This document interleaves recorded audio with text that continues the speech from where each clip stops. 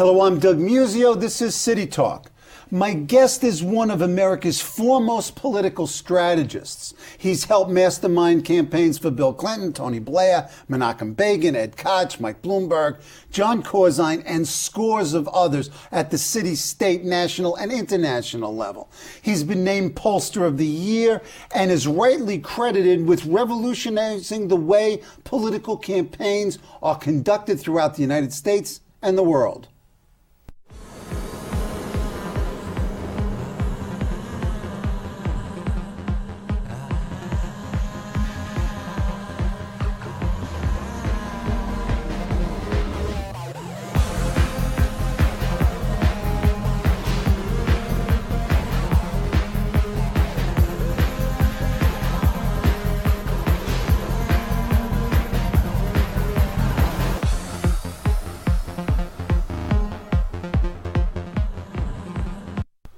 He's Doug Schoen, a founding partner of Penn, Schoen in Berlin, and the author of the very new book, The Power of the Vote, Electing Presidents, Overthrowing Dictators, and Promoting Democracy Around the World. Welcome, Doug. Doug, thank you for having me. This is an odd call to arms. More exit polls? Yeah. Explain this to me. I think it's fairly clear. We have two problems. One, we have a crisis of legitimacy. And two, we have elections that are held around the world where we just don't know if they're free and fair enough. Right. So having more exit polls in the United States will make our system more legitimate because we'll know more about why people voted and how they actually divided their ballots. And around the world, more exit polls will mean we'll have more free and fair elections. But wait a minute. Isn't this the same instrument that gave us the 2000 fiasco? Absolutely. And here's the problem. We used to have 5 or 6 exit polls. I know. I worked for ABC Precisely. when we had CBS, NBC. It was a heyday. Because of economics, we went from 6 exit polls to 1. Mm-hmm. You know polling, and I know polling well enough to know that with 1 exit poll, you don't have anything. Mm-hmm. You don't have the credibility to make reasoned judgments. Mm-hmm. Consequently, you can have the crisis of legitimacy we had in 2000 and 2004. Talk about those elections where exit polls demonstrated to you that an election was stolen. You've done it with Milosevic, you did it with Chavez. Talk about those elections and also talk about being chased by the Serbian police. That was an interesting... Well, in 1992 in Serbia, we demonstrated that Milosevic had cheated. In retrospect, I wish we had a candidate who had a little bit more... the word that comes to mind is guts to fight in 92. And I wish that I had been more, perhaps, courageous. On the other hand, Doug, when you don't speak any Serbian and you're in Belgrade at Christmas of 1992 and life is not worth all that much, your courage goes down a bit. And that's what happened. But 8 years later, using a quick count and some exit polls, we ousted Milosevic. Talk about that strategy. And it's an interesting one, because I had someone from the Carter Center say, gee, aren't exit polls unreliable, as your initial comment said, and shouldn't we use quick counts instead? And my answer was quick counts meaning a random sample of precincts, and you do a quick count. Read the machine and phone it into some central... Right, okay. Exactly. And I said you need both. For fair elections, you need exit polls, you need quick counts, you need every possible mechanism you can get. To preclude cheating. Precisely. And in 2000, we had that in Serbia, and it precluded cheating. In Venezuela, the only thing we had in 2004 was our exit poll. And it showed, beyond a shadow of a doubt, Chavez had cheated. Yeah, something like 58-41 were your results, and the results that they announced were... Exactly the opposite. And there was problems with voting machines that may have some implications for us in the 2008 election. Absolutely. It was very interesting, Doug, that in Venezuela, electronic balloting was a step forward. In the United States, electronic balloting was perhaps seen as problematic. Well, there was no paper trail in Venezuela. Mm-hmm. We found through the auditing process that at the very least, outside academic and statistical experts found that there were almost certainly abuses. And I think when the Venezuelans tried to bring their voting machine company into the United States, that there was a predictable hue and cry, and consequently we're moving in the direction here, I think we'd probably both agree, a healthy one, to have a paper trail for each ballot cast on an electronic voting machine. Okay, you start, in the early 1970s in the Upper West Side. You were part of the West Side Kids, you, Dick Morris, Jerry Nadler, Joe Mercurio. You've got a whole bunch of folks that went on to big things. What was it about politics that captured you? And give us a real brief chronology of sort of the development of Doug Schoen. Well, I guess, as I describe in the book, I had started in politics in 1969 as a high school senior. I met Dick Morris through Jerry Nadler, the congressman, the fall of '69. Morris said that I should basically drop out of school and work with him. Didn't take his advice, but I did work with him. And I learned how politics worked, and it was a way to be engaged in the world, to promote change, to have an impact. And there was a result, winning and losing, which was attractive. What did you learn? I learned that one person could make a difference.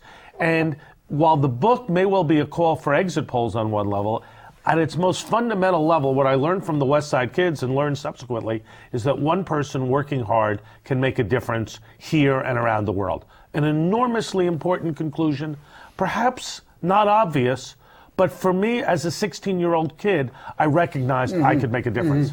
Then I guess your first big campaign is the '77 Koch campaign, where you got the 6 or 7 candidates, and you've got this really bunched up race, and your horse has got 4% in the polls. Right, and we developed a strategy with David Garth to win that election. We did exit polls. We had a quick count, and the net result was we helped elect Ed Koch. We won the runoff, won the general election, and, we were off and running. Now, when was your first international client? First international client, I think, was actually Mark worked in Venezuela in, I think, Mark Penn, my partner, 1979, 1980. But for me, the major international endeavor was going to Israel to work for Menachem Begin. And you did several Israeli elections. Exactly. Go ahead. Worked for Begin in '81. The story that I love to tell about that, Doug, was when he blew up the Osiris nuclear reactor. He said, "Look, your government's going to condemn me, and they're going to say I did this for political reasons. Nothing is further from the truth. I did this to preserve, stability in the Middle East, and someday you'll understand how much of a threat Saddam Hussein is." Well, obviously we did. Right. But beyond that, we worked for Ezer Weitzman. We worked for Shimon Peres. We worked for Yitzhak Rabin. What did you Ehud learn? Baruch. What did you learn, and what's different about how elections are conducted outside? It looks like we export, or they import, both our political talent and our methodologies. I don't know if that's good or not. I think that is true. I think we do export it. They do buy it. You have to understand. Excuse me. You have to understand the cultural dynamics of the country, of Israel, which over 25 years I'd like to think I learned something about. But for example, I remember in 1999 telling Ehud Baruch, who had publicly engaged Bob Shrum and James Carville, I told him that the only way to win was to attack Bibi Netanyahu directly. And he said that he would do that. And I said, Mr. I guess Prime Minister to be, why would you have engaged us privately if you had them working for you publicly? He said, I'm a general. I always have 2 sources of information. The FDR model. I mean, exactly. Absolutely. How did you work? What did you do? How did you come to give him this advice? What's the nature of the polling that you did, and how do you change that polling information into strategic advice? Well, that's an excellent question. We did benchmark polls in Israel, 5 or 6. What is a benchmark poll? A benchmark poll is a lengthy poll on the electorate. Everything you'd want to know about, in this case, Israel, how they think, how they feel about Israel. And this is the first poll you take? This is first a poll, big poll. Right. And it benchmarks what? It benchmarks attitudes towards the candidates, how people feel about issues, what they'd like to see the candidates talk about, what will move the electorate in their direction. How do we persuade people? Sort of a marketing survey in a certain sense. How do you develop your message? That's the point of the benchmark poll. Okay. We have to answer that question. Okay. What should the message be? Okay. So we developed the message for Ehud Baruch. We gave it to him. I worked with another fellow, Zev First, who is an American who'd lived for a time in Israel and has a very successful consulting practice here. And we were really the stealth consultants for Baruch. One of the people we also tried to help in 2006 was Ehud Olmert. Right. And one of the quotes that I reference in the book was when we were there, he said, you know, Doug, 25 things happen each day. Guy comes in with a little piece of paper, and I have to make a decision, sometimes quick, sometimes not so quick.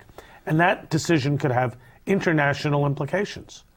And I thought of that quote when the war in Lebanon started last summer, recognizing that I'm sure it was a piece of paper saying an Israeli soldier or soldiers had been kidnapped, and that led to a international conflict. Mistake. Yeah, absolutely. Mistake. Are you doing anything now? Right now, I am commentating for Fox News. I have a non-compete with my former employer, Penn, Schoen, and Berland, which I am certainly honoring, and I am doing everything I can to try to communicate the message and story of this book. Okay, what's the central thesis? What's the point? I think the central thesis is that the tools that we use in political consulting can make a difference in, as I suggested, promoting democracy, overthrowing dictators. It's a big claim, exit polls rather than guns. Well, yeah, that's reducing it to its most elemental level. But I'm suggesting that one of the tragedies of the Bush administration is that they haven't promoted democracy and American values. And I make the argument that American values are more important, arguably, than merely or simply just trying to use American power to promote our influence overseas.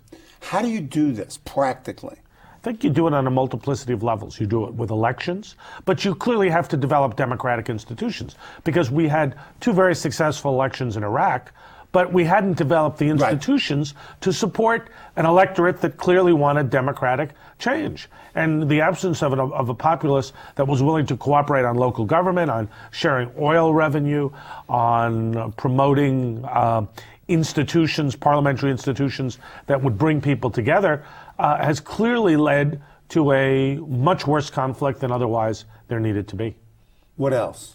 Well, I think the other thing that we see is our inability to understand how people think and to try to be responsive to those concerns has, again, caused democracy not to flourish in the way that we would want. How do you, as a pollster, as a survey researcher, overcome those problems? You get dropped into the Ukraine. How do you develop this cultural competency in order to understand? There's a quote somewhere in the book that you crawl into the mind of the electorate and take a long look around. Right. How do you do that? Well, a couple of things. First, you have to have informants locally who can help translate for you. And when I say translate, broadest sense of the word, not only the language, but the ideas. Right. Second, and this is actually, when we were talking about benchmark polls, a point I should have made, we have a methodology that is unique and distinctive that we've developed.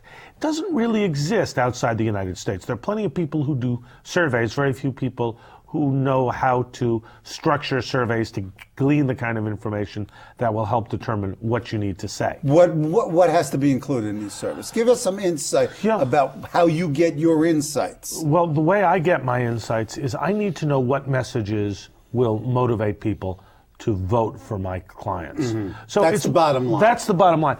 It's one thing for me to say George Bush is not popular. You know that, I know that. Right. Don't need a poll to find that out. Right. But what you do need to figure out, and which is so challenging, is what's going to motivate people to like George Bush, to be more positive towards George Bush. And in this case, it may well be victory in Iraq. But in most political campaigns, you can do the immigration bill, you can talk about the economy, you can talk about education. And with Bill Clinton in 1996, we developed the attacks on the Republicans on the budget. Yeah, you framed that election. Correct. And that word you used, Doug, is critical. Framed.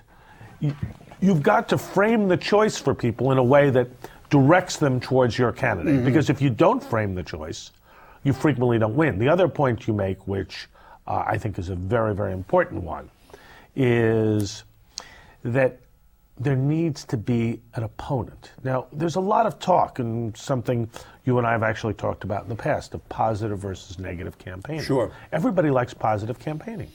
No, I really like negative campaigning. And again, I do too, but in the right context. Right. I don't like a campaign that that says that you're vilification, pink because you're wearing a pink shirt. Right. But if I say there are two kinds of experience.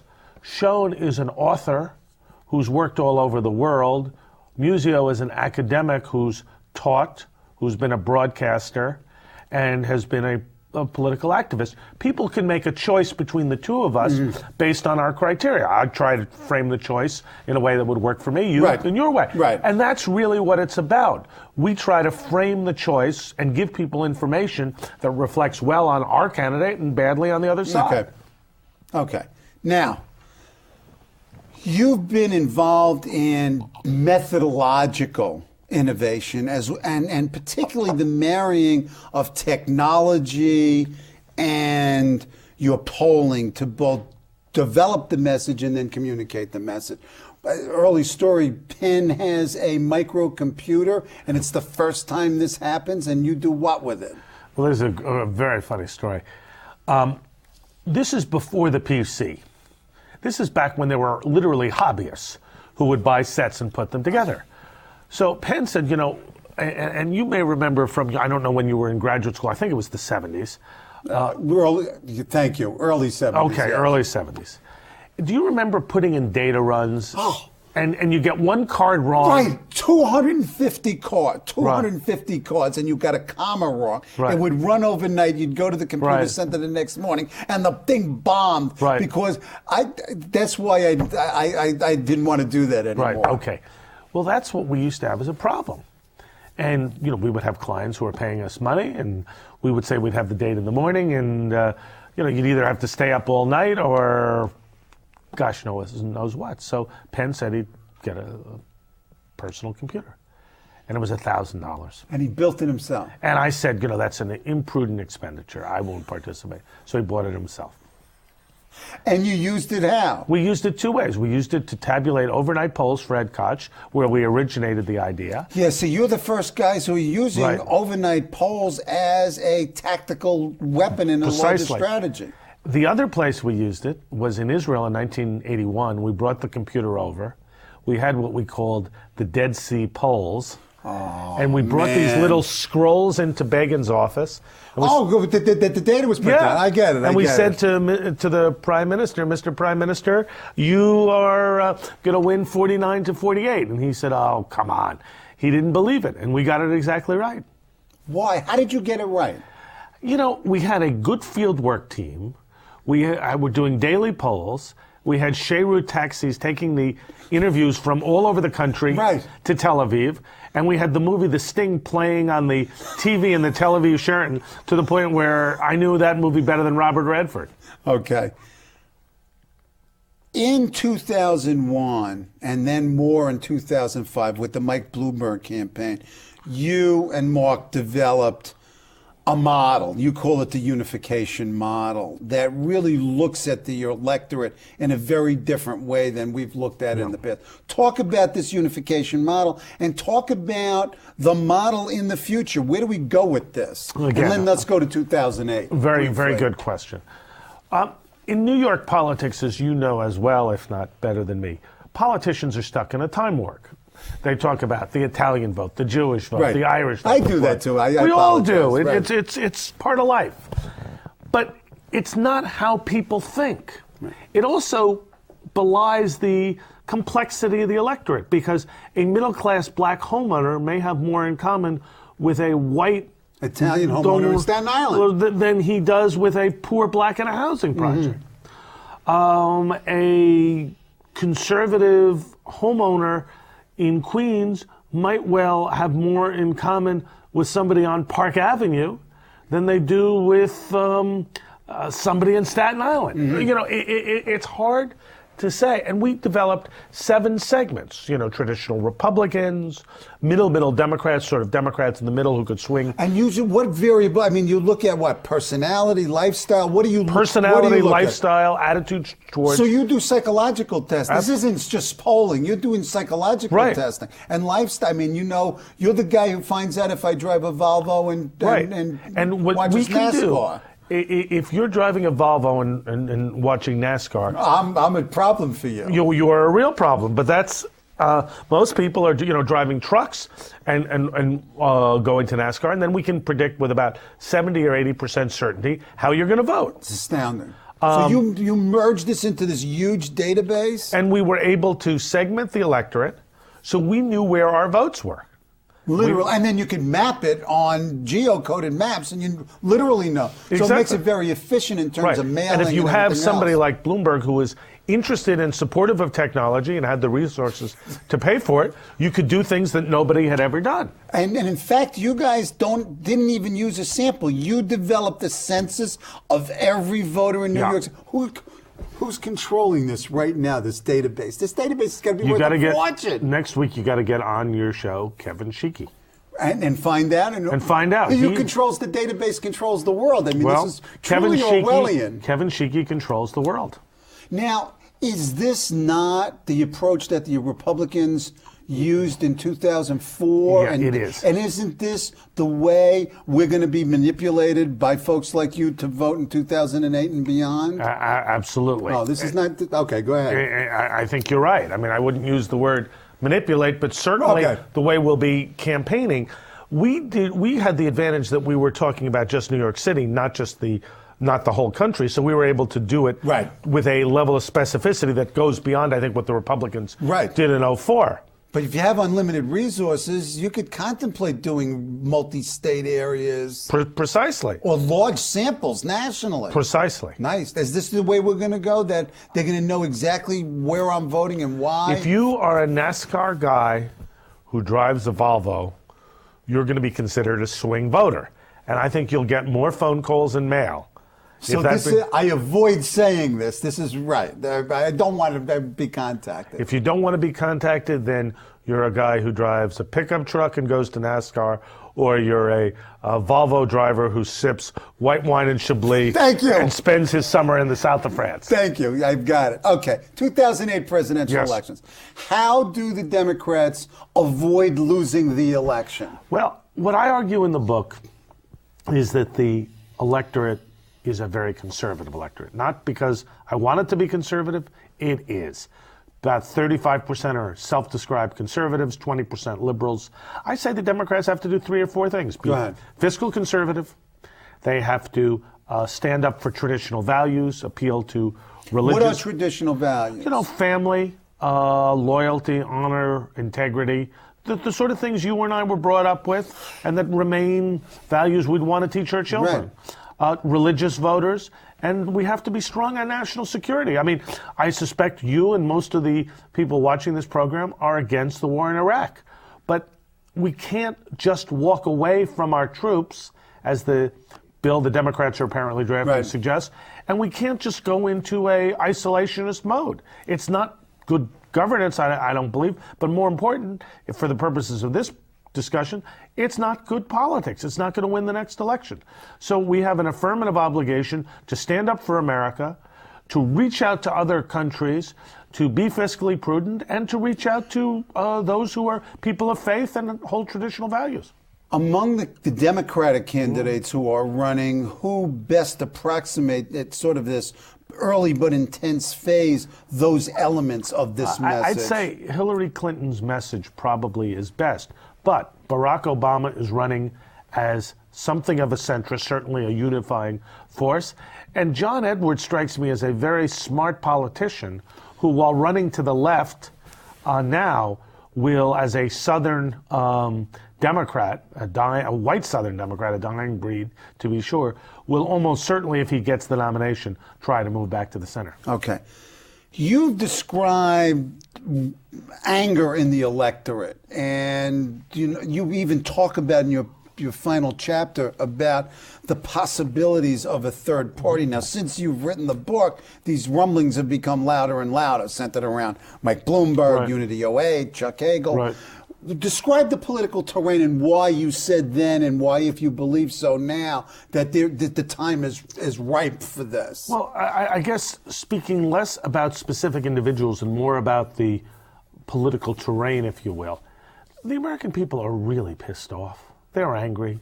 They feel that there's excessive partisanship. They feel that the politicians in Washington aren't working to their advantage, or they aren't cooperating, and that things in the country are seriously off the rails, and they would like other alternatives. Our system doesn't really allow easily for third parties to emerge, but when you ask people whether they want alternatives to the two parties, 50 and 60% say yes, they would. And do they believe it intensely enough to act on it? Well, I mean, if you look back at 1992 with a challenged candidate, Ross Perot got 20%. Right. John Anderson was polling in the mid-20s Right. for most of the summer of 1980. George Wallace got 14%, 13%. And some electoral. And some electoral votes. So there is a history in America of at least a willingness to consider Do you see it? third parties. Do you see it? Is there going to be a major third party candidate? I don't think we can say at this point. You don't know. You just don't know. It's got to be, as Bloomberg has suggested, the country's got to be in a certain condition. Right. The two major I think parties that's right. have to nominate extremists. The country's got to be down the toilet, and people have to be fighting. So there's no predictions there. There's no predictions at this point. All we've had is rumblings. Bloomberg has effectively said he's not a candidate. I take him at his word. Hagel said he might be a candidate. You know, and there have been lots of rumblings and ruminations. The one thing I think we know about American politics, and you and I have talked about in the past, there's no way a year before an election to predict with certainty what will happen. Okay, let's stop there and then invite you back so you don't have to do predictions a year in the future. We'll come back in the fall and we'll talk about the emerging election campaign. I appreciate it. Doug, it's always a pleasure. I'm glad that you came. I am pleased you had me.